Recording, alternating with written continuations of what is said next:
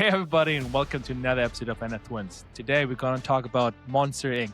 I mean, EU, Europe finally realized that startups don't fail because founders are bad, but because paperwork is. Look, as you guys heard yesterday, Lafontaine introduced, that's the head of the EU Parliament, introduced EU Inc. That's basically a framework like an LLC in the US that is unifying the EU in terms of legislation, and it has a lot of implications for everyone that has a startup and is in the EU. Everyone knows it has been a trouble.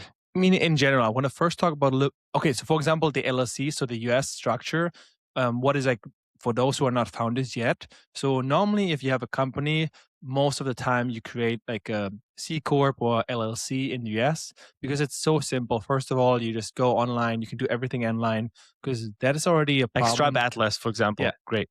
I mean, we already created companies in 3 countries. So in Netherlands, Germany, Spain, and the US. Never mind, 4 countries. And honestly, I'm like, yeah, true, US as well. They all pain in the ass besides US company. So it's like very, very nice to see that European Union is pushing for the EU one. so there's a couple of things that make it so painful. I mean, the Netherlands, honestly, very expensive. Everything is in Dutch, not even in I English. mean, the reason why we even did it, right? We only did it because we got into an accelerator and they're like, hey guys, you need to be. It should be good for later on. No, exactly. bullshit. Don't do it. It was a pain, but we don't speak Dutch, and like all the regulation, every documentation is in Dutch. Then the next one that I think is still a pain in the ass because it's more expensive is the Spanish SL. So basically, limited liability corporation here in Spain. It's just very expensive. So it costs, I think, $3,000 to start the company. Yeah, because you have to put equity down as well. They have like a minimum requirement of I think 2 or 3K. This is like it's, and then you also that you have to do all the paperwork. You have to go to a notary. Exactly. It's always related with the notary, and the same with Germany, right? I mean, Germany from paperwork is a different beast. It's so many notary work. I mean, they have something called the UG, which is like basically LLC, but small version of it. But out of the European ones, I think the German one has been the least amount of pain in the ass. It's also much cheaper, But you still have to go to notary. You have to go can't to do it notary. You online. can't do it online. It also takes some more time.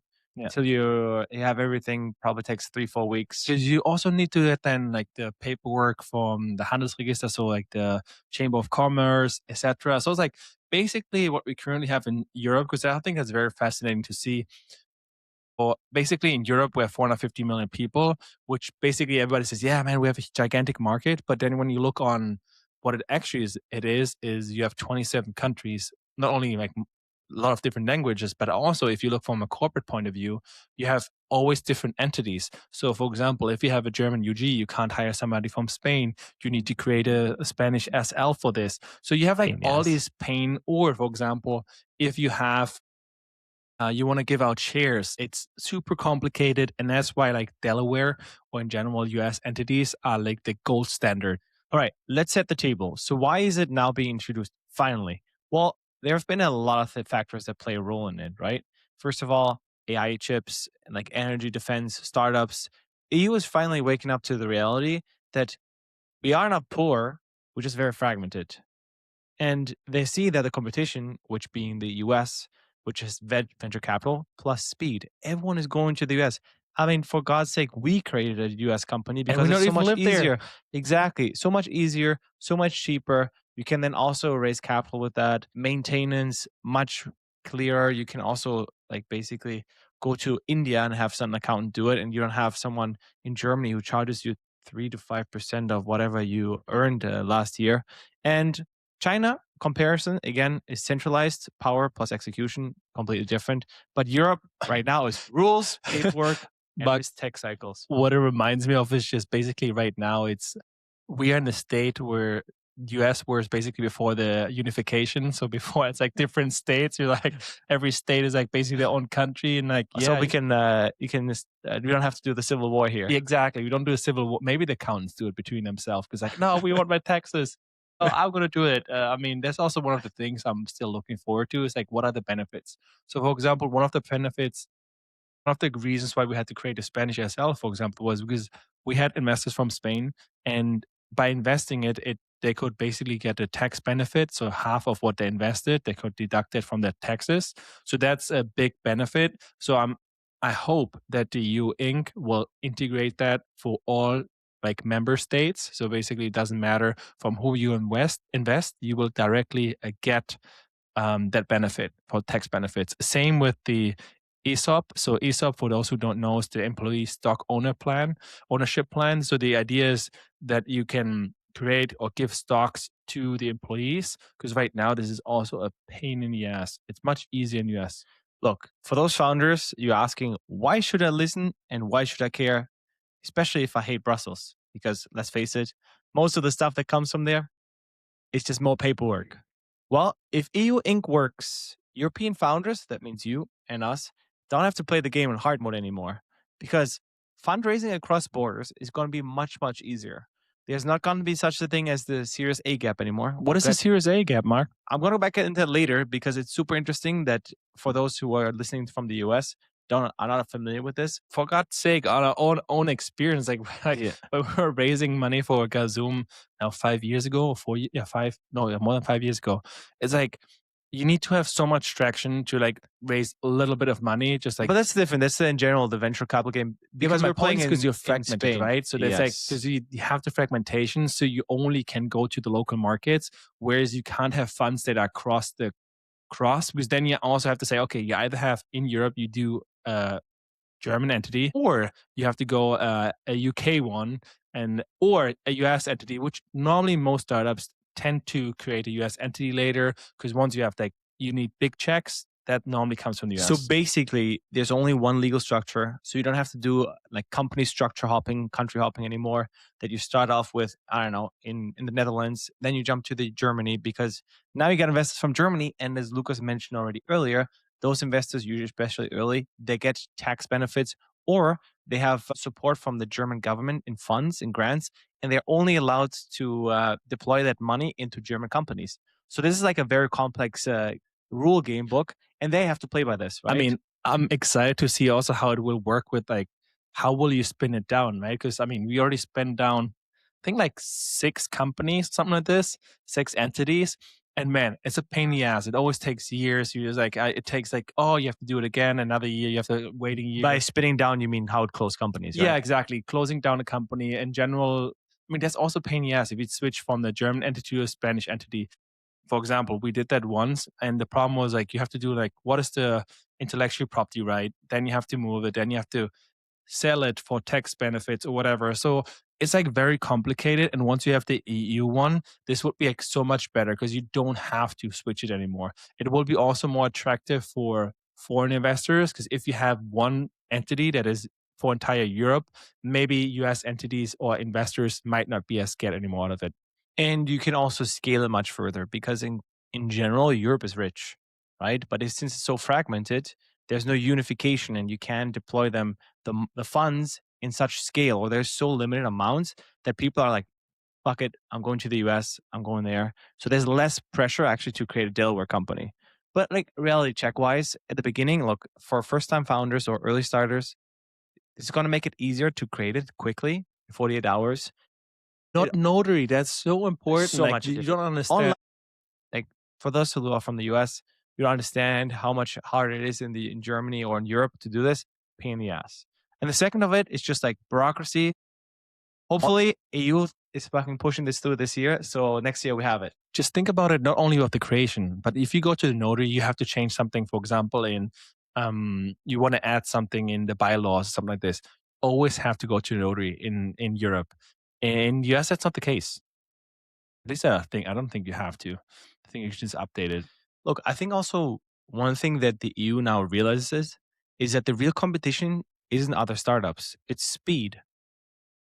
Europe doesn't lose because it's dumb. No, it's because it's slow. Because you have so much democracy that just slows it down. It's a pain in the ass. It's also so daunting for founders. Look, you want to build a product. You don't want to have to deal with all the bureaucracy, creating companies, like taxes, accounting. We have a business background, and accounting is a pain in the ass. And we had to study this. Super annoying. And there's so many exceptions where you have, like, if you have customers overseas, it's different than you have them in Europe, etc. Also, when we were, for example, hiring Victor, like for Gazoom, one of our now friends or good friends. The thing is, the problem is like we had to do it with a contractor. We couldn't like hire him directly through a company because it's like he was living in or he's living in Italy, a Spanish company. So it's like a pain in the ass. Like you're literally shutting off like a big giant pool of potential like employees just because you don't have a unified entity. And it makes huge difference. Also, I think everything will be in English. So that's I think also major point. Look, I think end of the day, speed is the superpower, and that's what matters. And that's why it's super, super strong that we have this. Okay, Mark. For me, what do you think are the top three big advantages of the EU Inc? Okay, there's different levels. We have to talk about the different levels here. To start it, obviously, if you're just starting a company, it's online. It's probably going to be cheaper than most countries. I'm not sure how cheap it's going to be, but I'm guessing it's going to be competitive to the US.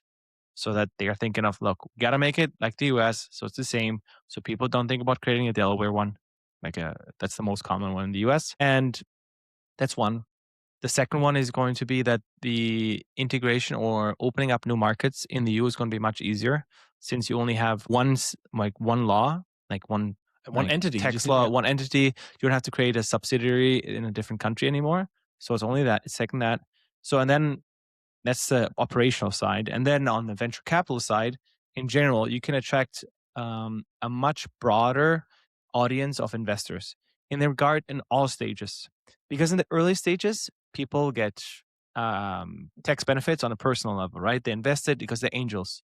And on the bigger scheme, in terms of funds, they usually have some kind of a grant from the government or something else that they have a mandate to actually deploy that in a company that is from that region. So, for example, in Germany, it's Germany. And in the Netherlands, we had a couple. They're like, like you guys, but I can't invest you because you don't have a Dutch company.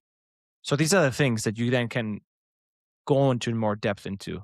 And this also leads me then to the Series A gap that I mentioned earlier.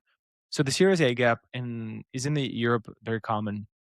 I'm not sure if it's 100% called that way. I'm just going to call it that way. Series A gap. You heard it here first.